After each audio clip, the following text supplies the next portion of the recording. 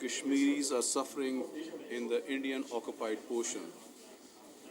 And especially so after the revocation of the Article 370 and 35A on 5 August by the government of Narendra Modi. It is a step which has evoked a lot of reaction in Pakistan as well as in Kashmir, Indian occupied Kashmir. And it has got very long-term implications because as per the UN resolutions on the subject, as you all know, that Kashmir is a disputed area. It is an unresolved issue ever since 1947. So the status of this disputed area cannot be changed arbitrarily by India. And this is exactly what India has done. They have tried to change the status of the disputed region by taking away the Article 370 and 35A, which protected the Kashmiris and it protected the demography of Kashmir so that the demography of Kashmir does not change because it's a Muslim majority area.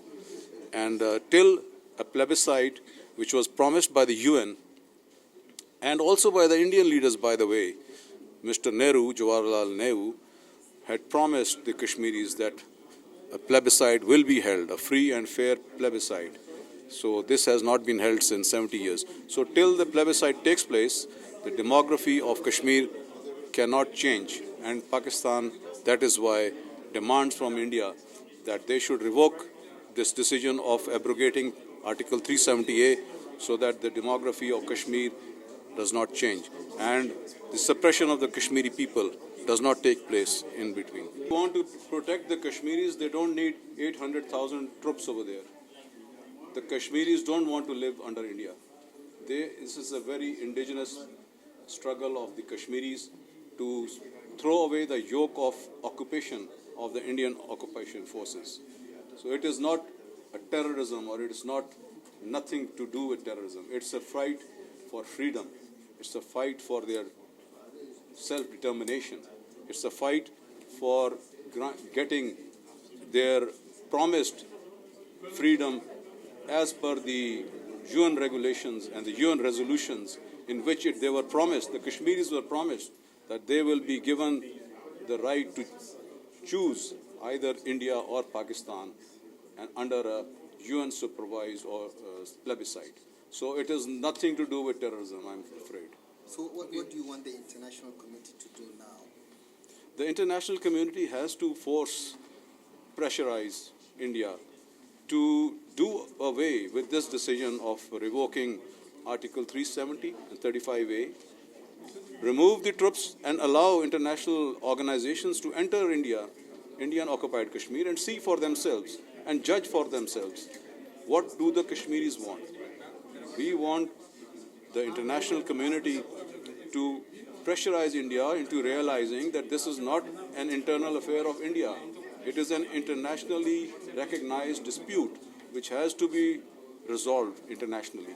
So this is what we want the international agencies to do. I think one of the main challenges with this kind of crisis is that there may be recommendations from international organizations like the United Nations. There may even be agreements between parties to the conflict. But as long as there is no political will to implement some of the agreements that have been reached, of course, the crisis will continue. And I think that's what we have seen in the case of Kashmir.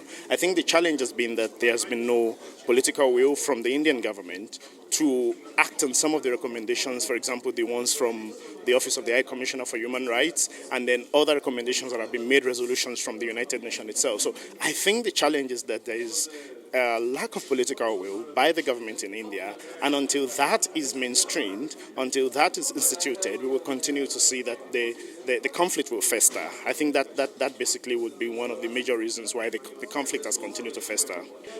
I think the UN will continue to speak, and I think that what may happen, well, the kind of crisis we see in our world today dictates that there has to be some kind of change in approach. The UN has used almost the same system year in, year out, which is to pass resolutions, to pass recommendations, and sometimes when these are not backed up by implementation measures by the UN itself, of course, states would not do anything. And of course, we must also understand that international relations as we understand it today is state-centric. In other words, states are the most powerful actors when it comes to international relations. And so it looks to me as if the UN will have to up its game. The UN will have to realize that the terrain is changing, and because the terrain is changing, approaches also have to change so that we then ensure that some of these resolutions and recommendations are implemented.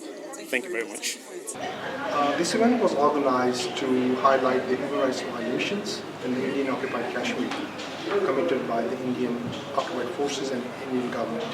I'm very happy to see, we actually had more guests than we planned for, so most of our committee members had to stand up. So it was very positive sign, and also the takeaway for the people was that we all have to do more. We all have to highlight this issue, and we have to continue with this effort.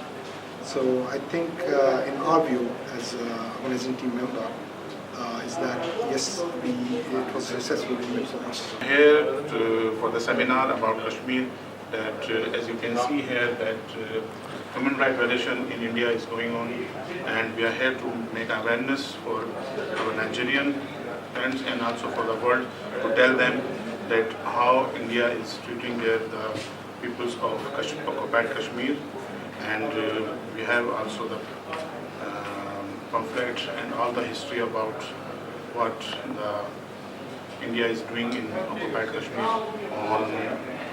For more than 50 days, there is a curfew in Kashmir, and people are stuck in their house, and there is no communication, no media, and you can see how people can survive there. And that is why we make this seminar, to tell people what is going on actually there, because there is no way the media will go there and tell all the world that what the violation, the human rights is going there. I'm also a member of Pakistani community in Abuja. Can you tell us more about Kashmir? Well, as my fellow friend he told you about what is happening in Kashmir, I think it's also important that you should know what is Kashmir.